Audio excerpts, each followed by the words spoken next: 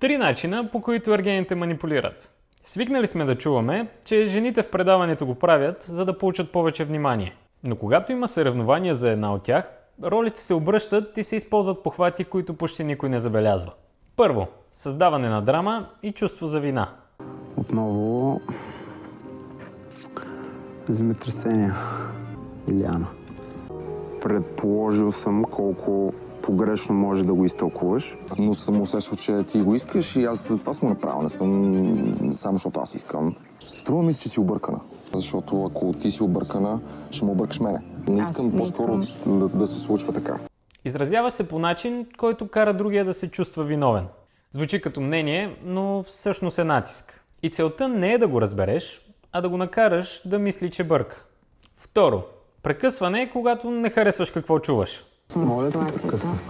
Може ли другата ръка, за да тече потока на енергията? Моля те изсушим. Окей. Значи живееш в Плевен. Сета.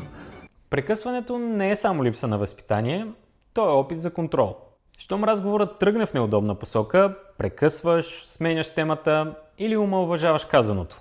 Така не допускаш другия да постави рамката и ти решаваш кое е важно и кое не.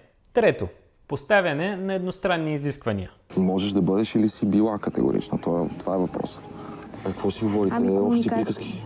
Това е твой момент да бъдеш категорична. Мой момент не е дошъл да бъда категоричен. Да искаш яснота е нормално. Да я изискваш едностранно – не. Защото това създава скрита динамика. Единият постоянно се доказва, а другият просто оценява. Манипулацията рядко изглежда като такава и често дори е несъзнателна. Но ефектът е, че променя баланса в отношенията. Забеляза ли такива моменти в последните епизоди и според теб, кой от ергените го прави най-умело?